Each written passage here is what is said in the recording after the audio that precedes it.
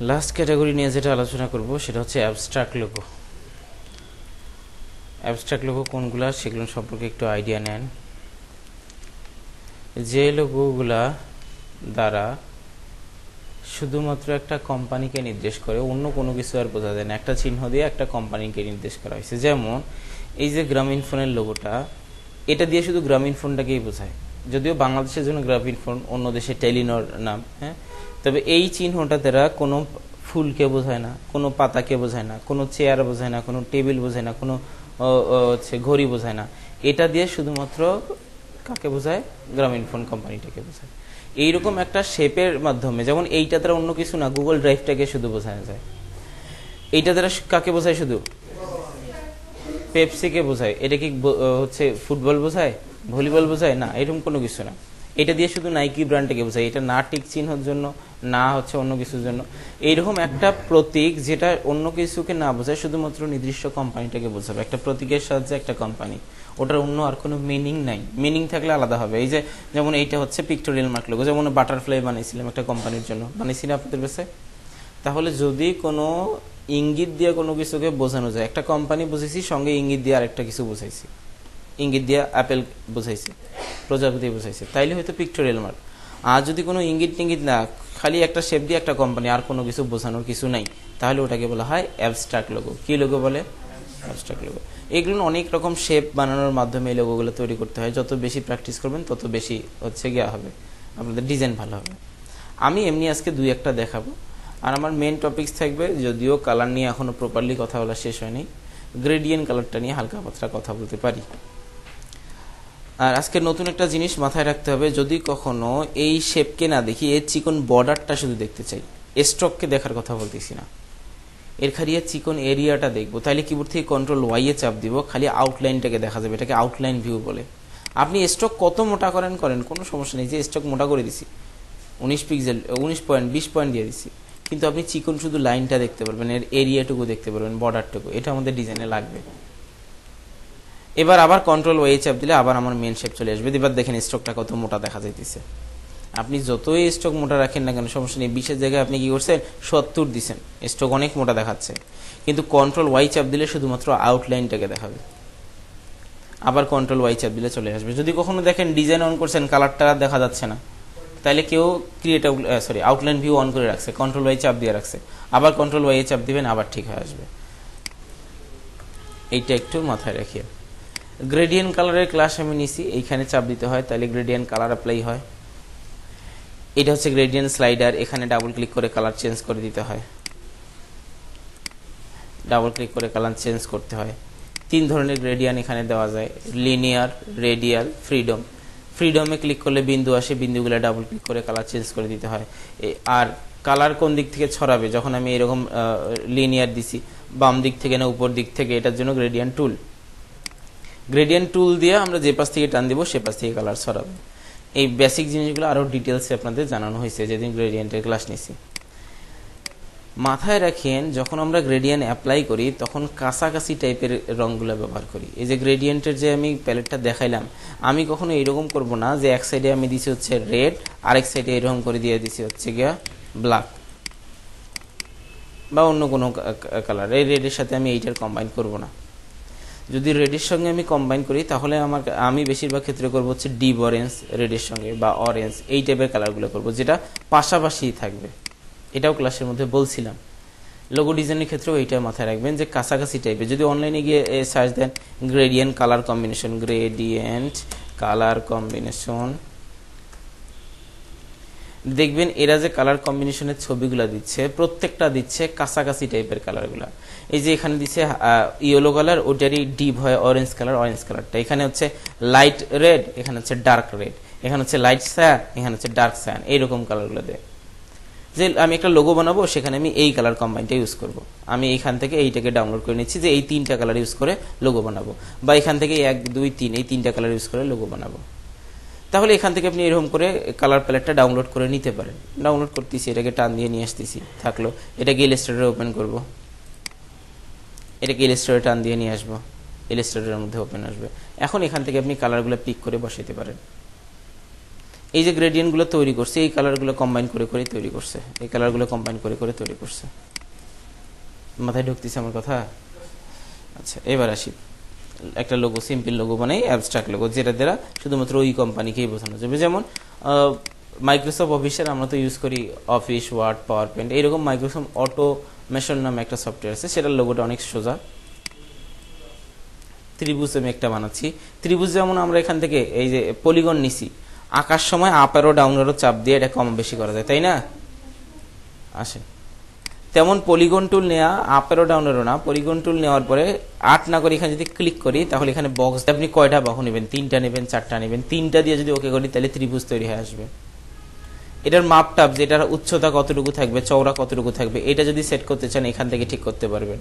যে আমি এটার উচ্চতা দেব, চওড়া দেব হচ্ছে গিয়া কত দিলাম, 68 পিক্সেল দিলাম, আর লম্বা দিচ্ছি 38 পিক্সেল, ওকে করে দিব। ওই অনুযায়ী ত্রিভুজটা তখন তৈরি হয়ে আসবে। এর লম্বা হাইট থাকলো কত, 38 পিক্সেল, আর চওড়া থাকলো কত, 68 পিক্সেল। এইভাবে মাপ দিতে পারি।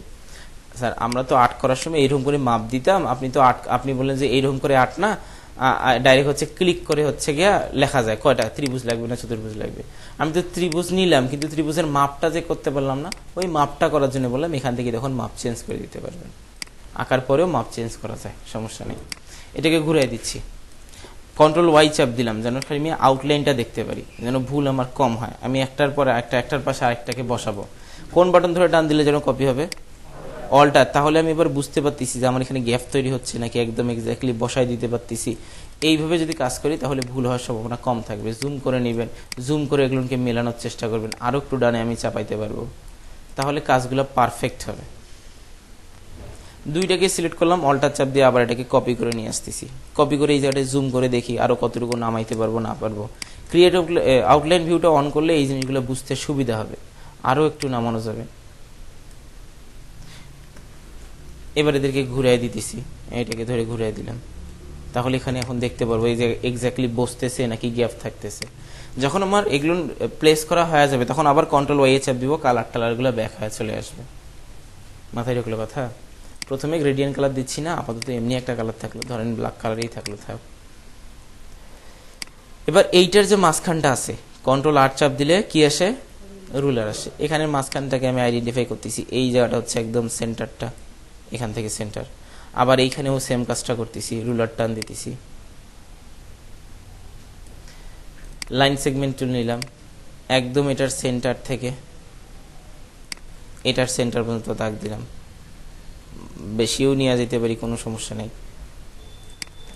তবে সেন্টারটাকে সেন্টারের মধ্যেই বেশি নিয়ে যাচ্ছি। আবার এইরকম এরকম হচ্ছে কিনা সেটাও ভুল হবে, তাইলে একদম সেন্টারে রাখতেছি যেন মেজারমেন্টগুলো ঠিকঠাক থাকে। একদম মিডিল জায়গাটার মধ্যে এটা ক্রস করছে। সিলেক্ট করলাম সবগুলোকে, নিলাম হচ্ছে শেপ বিল্ডার টুল। এবার যে যে শেপগুলো আমার দরকার হবে, আমার এই পাশটা একটা করতে হবে, কালার দিয়ে একটা, আপাতত কালার দিলাম এটা।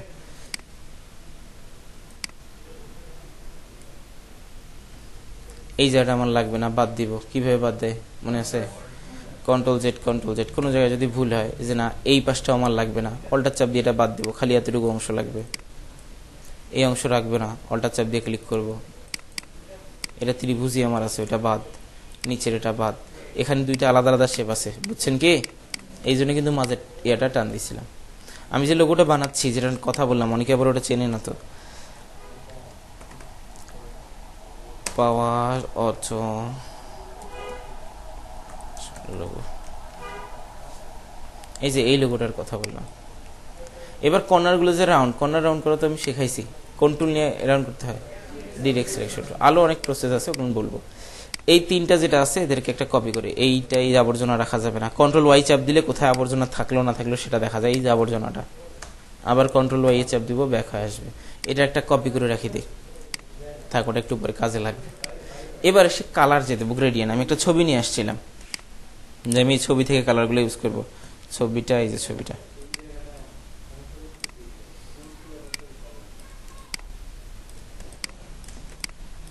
যে প্রথম যে গ্রেডিয়েন্টটা বানাবো আমি যাচ্ছি এই দুইটাকে কম্বাইন করব।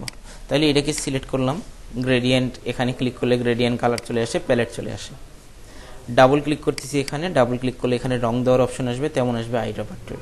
আইড্রপার টুল দিয়ে যে কালারে ক্লিক করব ওই অংশটুকুর জন্য ওই কালারটা চলে যাবে। দেখেন এই জায়গায় ওই কালারটুকু চলে আসছে।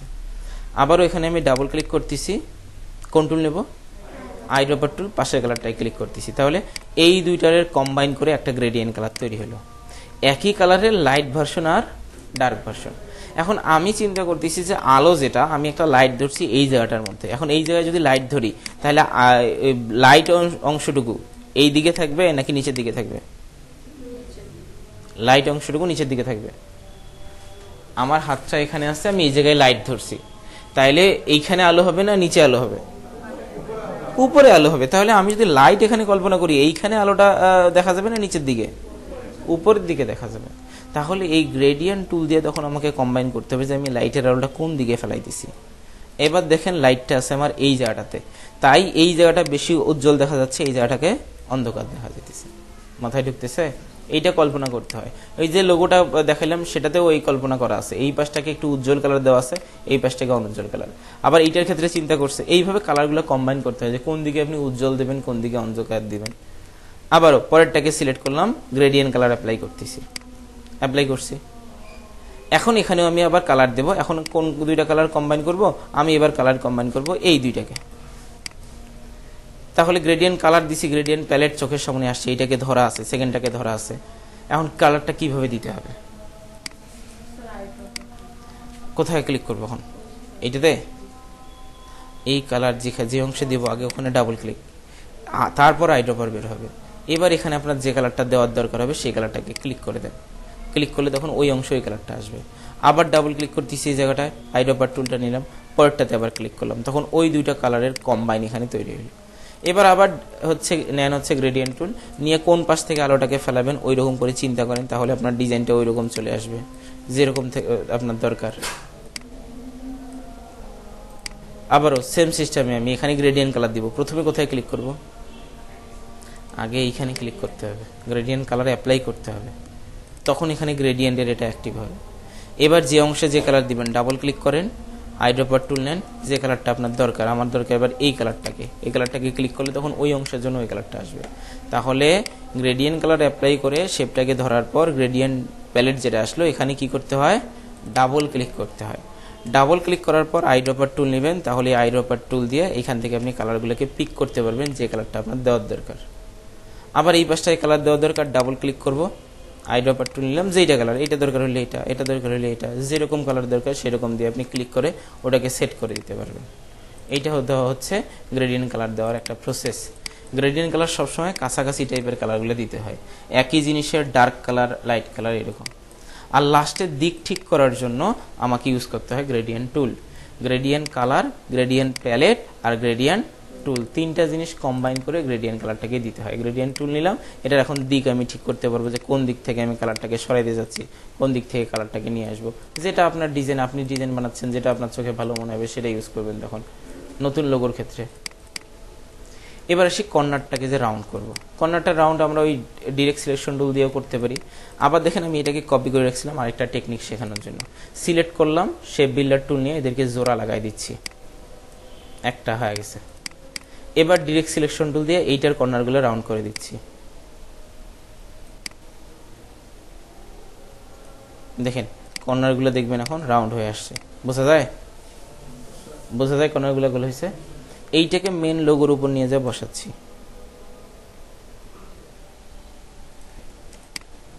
কন্ট্রোল ওয়াই চাপ দিলে দেখতে পারবেন ভুল ত্রুটি কি হচ্ছে, কতটুকু বেশি হয়ে গেছে, কতটুকু কম হয়ে যাচ্ছে।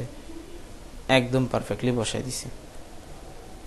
আবার কন্ট্রোল ওয়াই চাপ দিব, কালারটা চলে আসবে। এবার সবগুলোকে সিলেক্ট করে, কার মনে আছে ক্লিপিং মাস্কের কিবোর্ড শর্টকাট কে কইতে পারবে?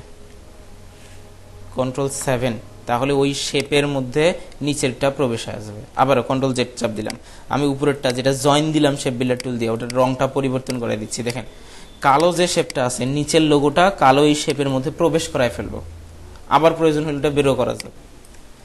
সিলেক্ট করব, চাপ দিব কন্ট্রোল 7, ক্লিপিং মাস্ক হয়ে গেল। তখন দেখেন আপনার যে মেন লোগোটা আছে লোগোটার কর্নারগুলো ওই কালো শেপ যেটা গোল শেপ বানাইছিলাম সেই শেপের মতো কর্নারগুলো গোল হয়ে গেছে। কন্ট্রোল অল্টার 7 চাপ দিব, আবার বের হয়ে আসবে। দেখেন আবারও আমাদের মেন যে লোগোটা ছিল চোখা ওইটা বের হয়ে আসছে। সিলেক্ট করে কন্ট্রোল 7 এ চাপ দিলে, ওখানে শেপটা আমার আছে, কন্ট্রোল 7 এ চাপ দিলে ক্লিপিং মাস্ক হয়ে যায়। কর্নারটা তখন উপরের মতো রাউন্ড হয়ে গেছে। কন্ট্রোল কি চাপ দিলাম 7, ক্লিপিং মাস্ক। এটা কি আসলে এর পরবর্তীতে যখন ইয়া ডিজাইনগুলো আসবে তখন যদিও পাওয়া যাবে। একটা ছবি নিয়ে আসছি, কথার কথা। হ্যাঁ হ্যাঁ, এইখানে কি করছেন আপনি, এর উপরে একটা শেপ আর্ট করছেন, এরকম শেপ একটা ড্র করছেন। এখন এই যে ছবিটা যেটা আছে, ছবিটা এই শেপের মধ্যে প্রবেশ করাতে হবে। তখন শেপটাকে উপরে রাখবো, ছবিটাকে নিচে রেখে দুইটাকে সিলেক্ট করে কন্ট্রোল 7 এ চাপ দিলে ক্লিপিং মাস্ক হয়ে যাবে। ছবিটা তখন ওই শেপের মধ্যে প্রবেশ করে যাবে। আবার যদি ছবিটা বের করতে হয় কন্ট্রোল অল্টার 7 চাপ দিব, ছবিটা আবার রিলিজ হয়ে যাবে। আচ্ছা, এটা আজকের টপিকস না, এটা পরবর্তী ডিজাইনগুলো আছে। তাহলে এই হচ্ছে গিয়ে আমাদের অ্যাবস্ট্রাক্ট লোগো, এবং অ্যাবস্ট্রাক্ট লোগোর মধ্যে গ্রেডিয়েন্ট কালার কিভাবে অ্যাপ্লাই করব সেটা ক্লাসের আরো সময় আছে, মোটামুটি 10 মিনিটের মতো পাবো। নেক্সটে চলে যাচ্ছি। এবার আমি একটা বর্গ আর্ট করতেছি। প্রথমটা যেটা করলাম কপি ডিজাইন, এবার আর কপি না, এবার নিজের মতো করে ইউনিক ডিজাইন বানিয়ে দিছি। আপাতত একটা কালার থাক। এটারে দুইটা পাশ ধরতেছি, ধরে হালকা একটু রাউন্ড করে ফেললাম, রাউন্ড করে নিছি। নিলাম হচ্ছে এখান থেকে আমি রোটেট টুল, শেপটাকে সিলেক্ট করে রোটেট টুল নিয়ে আগে ক্লিক করতে হয় যে কোন জায়গাটাকে আমি কেন্দ্র করে এটাকে ঘুরাবো। এবার যদি অল্টার চাপ দিয়ে টান দেই তাহলে এটা ঘুরে আসবে। কে বলতে পারবে এই অবস্থায় কোন বাটনে চাপ দিলে এটা আরো একটা বের হয়ে যাবে? কন্ট্রোল ডি চাপ দিলে আরো একটা হবে। 3টা এখন শেপ হলো। কয়টা শেপ আছে এখানে? 3টা আছে। এটা একটা কপি বানায় রাখতেছি। অল্টার চাপ দিয়ে টান দিলাম, কপি বানাইলাম, শেপ বিল্ডার টুল নিলাম, বাইরের অংশটুকু বাদ দিয়ে মাঝের শেপটা রাখবো শুধু। মেন লোগো আমার উপরেরটাই। আবার এদেরকে কপি করতেছি, মাঝখানে কোনো কালার দিলাম না, দিলাম হচ্ছে এদের স্টকের মধ্যে কালার। এই যে এখানে চাপ দিলে ঘোরে, keyboard shortcut shift x, colour ঘুরে যায়। আমার শুধুমাত্র লাগবে হচ্ছে গিয়ে এই মাঝের লাইনগুলো লাগবে না, এই জন্য ডিরেক্ট সিলেকশন টুল নিলাম, মাঝের অংশটুকুকে সিলেক্ট করলাম, ডিলেটে চাপ দিলাম, মাঝের ওই লাইনটুকু চলে গেছে। এই লাইনটা আলাদা করতে হবে, তাহলে ডিরেক্ট সিলেকশন টুল নেব, এইটাকে সিলেক্ট করলাম, কন্ট্রোল এক্স এ চাপ দিলাম, কাট হইলো। কি চাপ দিলে ওর উপরেই পেস্ট হবে? কন্ট্রোল এফ চাপ দিলে ওর উপরেই পেস্ট হবে। এইভাবে আমি এই টুকরাটা আলাদা করতে পারবো। এইভাবে প্রত্যেকটা টুকরা যেটা যেটা টুকরা লাগে আলাদা করে ফেলা যাবে। আমার যখন লাগবে এই টুকরাগুলো ইউজ করবো। এবার আসি এদেরকে আমি গ্রেডিয়েন্ট কালার অ্যাপ্লাই করব। প্রথমে গ্রেডিয়েন্ট কালার অ্যাপ্লাই করার জন্য ক্লিক করতে হয় এই জায়গাটার মধ্যে। অনলাইন থেকে যদি আপনি ডাউনলোড না দেন তাহলে ডাবল ক্লিক করেন, এখান থেকেই কালার দেন, সমস্যা নেই। কিন্তু কালার দিবেন হচ্ছে গিয়া একই কালারের ডার্ক আর লাইটটা। মনে করেন একদিকে দিলাম ডিপ অরেঞ্জ, তাহলে আরেকটা পাশে দেবো হচ্ছে গিয়া লাইট অরেঞ্জ বা হচ্ছে ইয়েলো কালার, এরকম কাছাকাছি। দেখেন তো কালারের পার্থক্যটা আপনাদের চোখে ধরা পড়ে কিনা? আলাদা কালার আছে।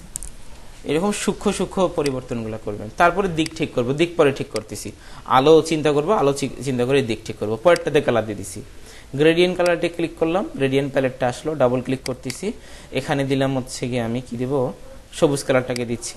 তাহলে এক পাশে যদি আমি ডিপ সবুজটা দেই তাহলে আরেক পাশে কি দেব, লাইটটা দেব, যেন কাছাকাছি বোঝা যায়।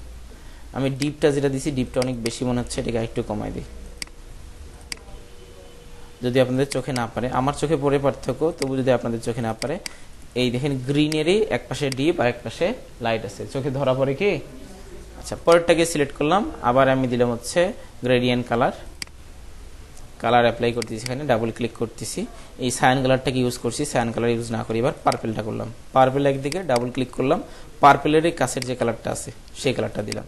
দেখেন তো পার্থক্য বোঝেন কি আপনারা? আমি জানি না আপনারা ধরতে পারতেছেন কিনা, কিন্তু কালারের মধ্যে পার্থক্য আছে। এবার চিন্তা করি হচ্ছে লাইট কোন দিকে ধরবো। মনে করলাম যে আমি লাইটটাকে ধরছি এই জায়গাটার মধ্যে, তাহলে এই জায়গাগুলোয় কি কালার থাকবে?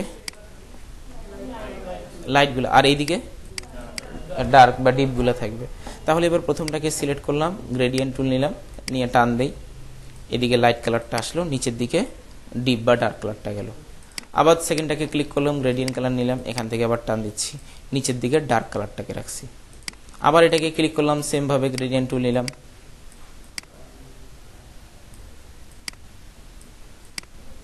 পাতার মাথার দিকে লাইট আর নিচের দিকে ডার্ক কালার রাখছি। এই যে শেপটা আমি আলাদা কপি করে রাখছিলাম, এই শেপটাকে তুলে নিয়ে আসতেছি, এটাকে সাদা কালার বানিয়ে দিলাম, হালকা যেন বোঝা যায় এই জন্য অপাসিটি কমাই দিচ্ছি। দেখেন তো বোঝেন কিনা? এগুলো আমার দরকার নেই, আপাতত বাদ। এখন এই জায়গাটাকে আমি একটু হাইলাইট করব, এই অংশটুকুকে। এই জন্য এর যে লাইন আছে, কর্নারের লাইনটা আছে, কর্নারের লাইনটাকে আমি আলাদা করতেছি। ডিরেক্ট সিলেকশন টুল নিলাম, এই যে কর্নারের অংশটুকুকে সিলেক্ট করে কাট করতেছি। কন্ট্রোল কি চাপ দিব? এক্স চাপ দিব, কাট হবে। এবার কন্ট্রোল ভি চাপ দিলে পাশে একটা জায়গায় পেস্ট হয়ে আসবে। বোঝা যায়? এখন এটাকে আমি জায়গায় নিয়ে যাই, বসাই দিই, দিয়ে এটার কালার আমি সাদা করে হালকা করে দেবো। আবার স্টকের কালার করে দিচ্ছি, এটাকে চিকন করতেছি, স্টকটাকে সাদা কালার দিলাম। এই যে অল্প অল্প ডিটেলসগুলা অপাসিটি কমাই দিচ্ছি। এই অল্প অল্প এই যে ডিটেলসগুলো, এই ডিটেলসগুলো লোগোটার কোয়ালিটি অনেকটা চেঞ্জ করে দেবে। বুঝতেছেন কি এখানে কি করছি?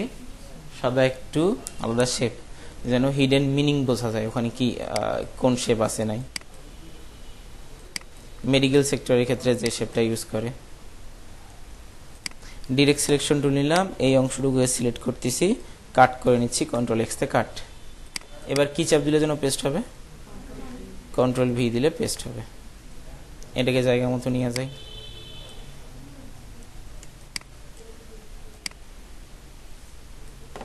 দিলাম সাদা কালার বানায়া, চিকন বানাই দিছি, অপাসিটি কমাই দিচ্ছি। যে জায়গায় গেলে আপনাদের পারফেক্ট মনে হবে ওইরকম করে দিতে পারেন। তাহলে এটা হবে একটা অ্যাবস্ট্রাক্ট লোগো, কারণ এটা দিয়ে কোনো কিছুকে বোঝানো যায় না। যদি বলেন স্যার এটা দিয়ে ফুল বোঝা যাচ্ছে, কোন গাছের ফুল এরকম দেখতে হয় সেটা করা লাগবে, তাইলে পিকটোরিয়াল মার্ক হবে। আর যদি বলতে না পারি তাহলে অ্যাবস্ট্রাক্ট হবে। মেডিকেল সেক্টরের মধ্যে এই শেপটাকে ইউজ করে হচ্ছে হেলথের সেবা টেবা প্রদানের জন্য। আবার এর মধ্যে আবার কেউ ওই যে ইসিজি করলে যেটা দেখা যায় অনেকে ওই রকম চিহ্নগুলো অ্যাপ্লাই করে। ফুল দিয়া জীবন টিবন বোঝানোর জন্য ফুলের সিম্বলগুলো ইউজ করা হয়, প্রকৃতি, নেচার বা জীবন এগুলো বোঝানোর জন্য। এই শেপটাও হচ্ছে গিয়ে মেডিকেল সেক্টর এবং জীবনের জন্য ফুলের। এই মিনিংগুলো যদি পারেন অল্প অল্প করে দেওয়ার চেষ্টা করবেন লোগোর মধ্যে, যেন খোঁজে। আপনাদের যেহেতু লোগো ডিজাইন প্রায় শেষের দিকে, গুগলে গিয়ে ফাইবার যাবেন, ফাইবার নামে ওয়েবসাইটে যাবেন, আমি যা দেখাচ্ছি FIVERR, ফাইবার লিখে সার্চ দিবেন, 2টা আর, .com লেখার দরকার নেই, বানান ভুল করলে আবার উল্টাপাল্টা সাইডে নিয়ে চলে যাবে।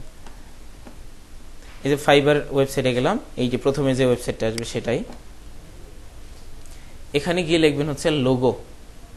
লোগো লিখলে দেখা যাবে LOGO, যে প্রায় 2.5 লাখ 2 লাখের উপরে হচ্ছে এখানে দোকান আছে যারা লোগো ডিজাইন করা নেয়। দেখাইছিলাম তখন, হ্যাঁ এর আগে। তো আজকে ওই উদ্দেশ্যের জন্য না যে কার হাতে কয়টা কাজ আছে সেটা না, আজকে দেখবেন কাদের হাতে বেশি কাজ আছে আর তাদের কাজের কোয়ালিটিগুলো কিরকম, তারা আসলে কোন টাইপের কাজ করে হচ্ছে বেশি কাজ পাইতেছে। যেমন এখানে দেখেন এক ব্যক্তি মেলাগুলো লোগো দিয়ে রাখছে, অনেক হিচিমিচি করে অনেকগুলো লোগো দিয়ে রাখছে, লোগো বানাইছে, CS লোগো, এটা লোগো, মানুষের লোগো, এগুলো দেওয়া আছে। এই ব্যক্তিটার অ্যাকাউন্টটা আমি ওপেন করলাম, যে এখানে ওপেন হচ্ছে, ওপেন হোক। এইখানে দেখেন এ বেশি কিছু নয়, এ একটা লোগো দিছে, এও কটা লোগো দিছে? একটা লোগো দিছে। কিন্তু এই লোগো আর এই অনেকগুলো লোগোর মধ্যে একটা জিনিস লক্ষ্য করার জন্য বলতেছি, লক্ষ্যটা করেন কি, এ একটা লোগো দিছে, সিম্পল লোগো বানাইছে, কিন্তু সিম্পলের মধ্যে মানুষকে চিন্তা করার জিনিস দিছে। দেখতেছেন একটা লোগো, কিন্তু এখানে দেখেন একটা হাতি আর একটা কি আছে? খরগোশ আছে। আবার এই যে ব্যক্তিটা এই হাতির সামনের মাথাটার একটা অংশ তুলে ধরছে, আর একটা মিনিং আছে, কার চোখে পড়ে কোন দেখি? লাইট আছে মাঝে একটা, তার মানে এর লোগোর মধ্যে লুকাই একটা মিনিং রাখি দিছে। তাহলে দেখেন এই যে এতগুলো লোগো দেখাইলো, এতগুলো দেখাইলো, এর হাতে যে কাজ আছে, এর হাতে কাজ আছে কয়টা? একটা। 70টা রিভিউ, 70 জন কাজ করার পরে কে রিভিউ দিয়েছে যে ভালো বা খারাপ, এরকম জিনিসগুলো জানাইছে। আর এই যে ব্যক্তি দুইটারই যদি আমি অ্যাকাউন্টটা ওপেন করি, প্রথমটা দেখার দরকার নাই, এটা দেখলে আবার ভুল সিদ্ধান্ত আসতে পারে। তবে এর হাতে অল্প না, কতগুলো কাজ আছে? বেশি না অল্প? বেশি কাজ। তাহলে কোন মানুষগুলোর কাছে বেশি কাজ থাকতেছে? যারা হেডিং মিনিং থাকে। আবার পরেরটাও ওপেন করে দেখাচ্ছি, এতগুলো আসলে এইটা কল্পনা করেন না, মনে করেন 61টা আছে অর্ডার, আর এর আগের ব্যক্তির কত ছিল? একটা ছিল। তারপরে আবার পরের অ্যাকাউন্টে দেখলাম, দেখেন এর কাছে কয়টা আছে, পেজ লোড নিচ্ছে, লোড নেই, এর কাছে আছে 21টা কাজ। তার মানে পাবলিকরা তাদের কাছে কাজ দিতেছে বেশি যাদের লোগোগুলো হয় সিম্পল টাইপের, কিন্তু সিম্পল জিনিসটার মধ্যে কি থাকে? মিনিং থাকে। তাহলে আপনারাও ওই টাইপের লোগোগুলো বানানোর দিকে একটু বেশি শোকেন, যে আমার লোগোটা থাকবে সিম্পল, অনেক জটিল কিছু না। অ্যাপেলের লোগো অনেক জটিল লোগো, অনেক কিছু মিলিয়ে বানাইছে। অ্যাপেলের কিন্তু প্রথম দিকের লোগোটা অনেক জটিল লোগো ছিল। অ্যাপেল ওল্ড লোগো, অ্যাপেল কোম্পানির প্রথম দিকের লোগো ছিল এটা। একটা হিজিবিজি নিউটন দাদু বসে আছে, উপর থেকে একটা আপেল পড়তেছে, বই নিয়ে আছে, অ্যাপেল কম্পিউটার কোম্পানি, এইরকম করে পুরা কিছু নিয়ে একটা এমব্লেম লোগো ছিল। কিন্তু দিন দিন ও যত মডার্ন হয়েছে তত দেখবেন লোগোটা কি বানায় ফেলছে, সিম্পল বানায় ফেলছে, সাদামাটা বানাইছে, কিন্তু সাদামাটা লোগোর মধ্যে মিনিং রেখে দিছে। এবং লোগোটাও তৈরি করছে কিন্তু গোল্ডেন রেশিও দিয়ে। মানে যত লুকানো জিনিস থাকে লোগোর ডিমান্ড গুলো তত বাড়ে। এত বড় একটা কোম্পানি নাইকি, চেনেন তো, এর জুতা কে না চেনে, একটা বিশাল একটা জুতার ব্র্যান্ড।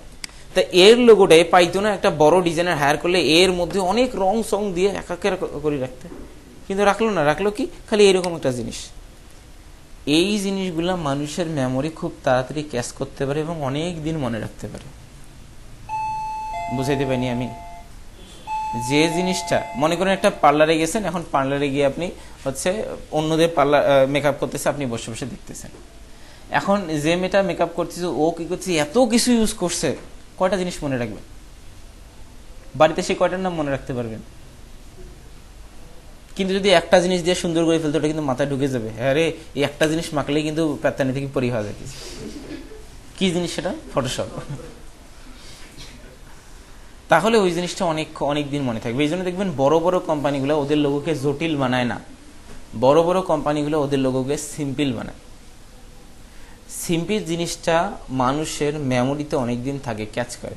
সাদামাটা ফেস অনেকদিন মনে থাকবে, কিন্তু যখনই জটিল কিছু বানাবেন তখন দেখবেন ওটাকে মনে রাখতে পারতেছেন। এই জন্য বড় বড় কোম্পানি আসলে সিম্পল ডিজাইনগুলো পছন্দ করে। সিম্পলিসিটি খুব ইম্পর্টেন্ট একটা জিনিস।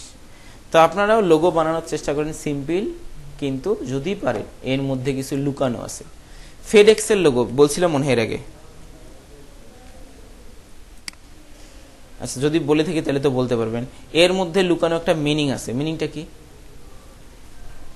ফেডেক্স সিম্পল একটা লোগো, কোনো জটিলতা নাই। কোকাকোলার মতো কেকড়া বেকড়া না। কোকাকোলাও সিম্পল লোগো, লেখার স্টাইলটা একটু আলাদা, কিন্তু লোগোটা সিম্পল। অনেক অনেক কিছু মিলে লোগোটা তৈরি করেনি, খালি লেখা দিয়ে তৈরি করা। এখানে এরা লুকায় যেটা রাখছে, সবকিছু ভুলে যায়, শুধুমাত্র এই অংশটুকু দেখেন, কিছু দেখতে পারেন কিনা। একটা তীর চিহ্ন আছে, নেক্সট স্টেপে যাওয়ার জন্য, ছোটার জন্য, দৌড়ের জন্য একটা প্রতীক রেখে দিছে তারা। ফেডেক্স এর মাঝখানে এরকম একটা তীর চিহ্ন আছে। সিম্পল, এই সিম্পল জিনিসগুলো রাখে এরা। সিম্পল জিনিসগুলো যত ইয়া করবেন তত ভালো হবে।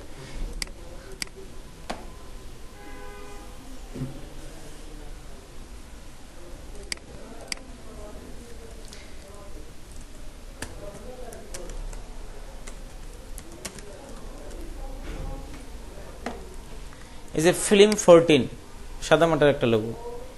এখন এখানে ফিল্মও দেখতে পারবেন, আবার 14 1-10-4 দেখা যায়, এটাও দেখতে পারবেন। পান্ডার লোগোর মধ্যে PANDA আছে, আবার পান্ডার মুখের আকৃতিও আছে। এই যে অলস যেটা দেখা যাচ্ছে এখানে দেখেন, এইখানে মাঝখানে দেখেন, কেউ বোঝেন কিনা দেখেন তো, দেখতে পাচ্ছেন কিনা? আছে এইরকম সূক্ষ্ম সূক্ষ্ম। এই হাইডের মধ্যে আইটা লুকায় গেছে এইচ এর পিছনে। ফুল স্ক্রিনের মধ্যে, এখানে ফুল স্ক্রিন ইউটিউবে যেখানে চাপ দিলে ফুল স্ক্রিন হয়, এই সন্ন্যাসীর একটা MON কে আবার সন্ন্যাসীর মাঝখানে একটা চিহ্ন দিয়ে রেখে দিছে। এই ফেডেক্সের যে এরর কথা বললাম, হাইডের মধ্যে আই এখানে লুকায় পড়ছে, গোয়ের মধ্যে জি এর মধ্যে একটা পা দেখা যাচ্ছে, যাও হাঁটো। নয়েজের মধ্যে হালকা কাজ করছে, একটা মাইকের একটা চিহ্ন আনার চেষ্টা করছে।